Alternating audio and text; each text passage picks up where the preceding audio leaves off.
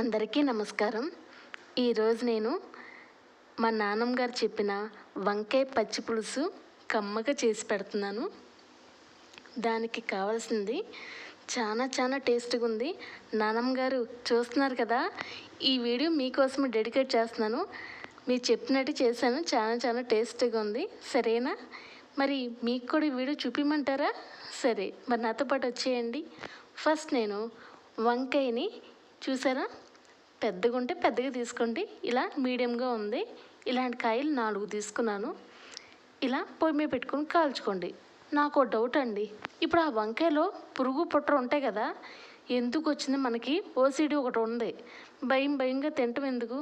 First నేను ఇలా అన్ని 4 వైపులా కట్ చేసుకుని చూసుకున్నాను. అంతా పర్ఫెక్ట్గా ఉంది. ఇలా 4 కాయలు కట్ చేస్తే ఇప్పుడు మా ఆయన సేఫ్ అయ్యారు. ఎందుకంటే ఎప్పుడు కేజీ వంకాయలు 1/2 కేజీ పుచ్చులే ఉంటాయి. అలాంటిది అనుకోకుండా ఈ 4 కాయలు అసలు పుచ్చులే లేవు. ఇప్పుడు ఈ 4 వంకాయలు నా చేతుల్లో పాస్ మార్క్ తెచ్చేసుకున్నాయి. సరే, ఇప్పుడు నేను ఒక స్టాండ్ వేసుకొని సన్నమంట మీద ఇలా 2 కాయలుగా కాల్చుకుంటూ ఉన్నాను. ఇలా ఒక దగ్గర ఒక 10 నిమిషాల వరకు పట్టిద్దండి. సన్నమంట మీద కాల్చుకుంటూ ఉండండి. చూసారా, ఇలా 4 కాయలు కాల్చుకొని ఇక దానిపైన ఉన్న స్కిన్ మొత్తం తీసేయండి, ఆ బ్లాక్ ఉన్న స్కిన్. ఇక కంప్లీట్గా ఆ 4 వంకాయలని శుభ్రంగా క్లీన్ చేసి ఒక్కసారి వాష్ చేయండి. ఇప్పుడు ఒక కళాయి తీసుకొని ఒక 5 అంటే 5 పచ్చిమిరపకాయలు తీసుకొని నూనె లేకుండా 2 నిమిషాలు దూరగా వేయించుకోండి. ఇప్పుడు నూనె వేసుకోండి, లేదంటే తారాజువ్వల్లా లెగుస్తే. అందుకే చెప్తున్నాను కదా. ఇప్పుడు మనం కొంచెం భయంగా ఉంటే ఒక ప్లేట్ వేసుకోండి, తెలియని వాళ్ళు అయితే. సరేనా?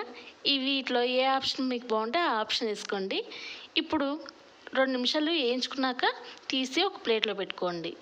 ఇప్పుడు నేను కరివేపాకు వేసుకుంటున్నాను. లేతదే కరివేపాకు వేసుకుని కొంచెం బాగా వేయించుకోండి.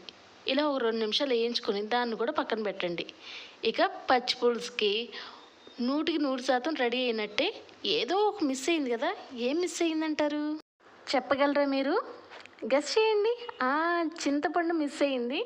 ఇప్పుడు ఇది కంప్లీట్ అయితేనే మనకి పచ్చి పులుసు రెడీ. అర్థమైందా? ఇప్పుడు ఆ చింతపండుని మనం నీళ్ళలో నానబెట్టుకోండి 2 నిమిషాలు.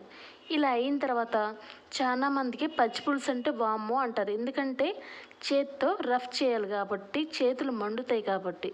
అలా కాకుండా చెల్లెములు మీకే ఈజీగా చెప్తానే. ఒక మిక్సీ జార్లో పచ్చిమిరపకాయలు, 1 టేబుల్ స్పూన్ జీలకర్ర, మనం వేయించుకుని పెట్టుకున్న కరివేపాకు మొత్తం, ఇప్పుడు నానబెట్టుకున్న చింతపండు ఆ నీరుతో సమానంగా వేసేయండి. ఇప్పుడు మనం ఆల్రెడీ ఒలుచుకున్నాం కదా వంకాయ ముక్కలు, ఆ ప్లేట్లో ఉన్నాయన్నీ వేసేసుకోండి. మిక్సీ జార్లో మెత్తగా మిక్సీ పట్టుకోండి. మరి చింతపండు ఎందుకు మిక్సీ ఆడించవక్క అంటారు కదా, చింతపండు కూడా మంచిదే. అది ఫైబర్తో సమానం కదా, పీచు పదార్థం ఉండాలి. సరేనా? మీకు శ్రమ లేకుండా చేస్తాను చెల్లెళ్ళారా. ఇప్పుడు ఆ మిక్సీ జార్లో కొద్దిగా వాటర్ వేసుకోండి. మీరు చేయి కూడా పెట్టక్కర్లేదు. ఒక కళాయి తీసుకొని మనం పెద్ద సైజు 2 ఉల్లిపాయలు బారుగా కట్ చేసి, ఇప్పుడు ఆల్రెడీ మిక్సీ ఆడించుకున్నాం కదా, దాంట్లో వాటర్ వేసి మొత్తం మిశ్రమాన్ని ఆ గిన్నెలో వేసుకోండి. ఇప్పుడు టేస్ట్ తగ్గట్టు 2 టేబుల్ స్పూన్ సాల్ట్ వేసుకోండి. ఇక ఒక్కసారి కలుపుకోండి. ఇక లాస్ట్లో మనం కొద్దిగా కొత్తిమీర కూడా వేసుకొని ఇక హ్యాపీగా కలుపుకోండి మిక్స్ అయ్యేలాగా. ఇంతేనండి, సింపుల్గా అయిపోయిందా? మీరేం చేయని పెట్టారా? లేదు కదా. మంచిగా అయిపోయిందిగా పచ్చి పులుసు అంటే. ఎవరైనా చేయమంటే సంతోషంగా చేయండి, భయపడుతూ చేయకండి. నేనున్నానుగా. ఈ అక్క ఛానల్ మాత్రం మిస్ అవ్వద్దే, మీకు అన్నీ ఈజీగా చెప్తూ ఉంటాను. నా ఛానల్ మీకు నచ్చిందా? అయితే ఒక లైక్, షేరు, సబ్స్క్రైబ్.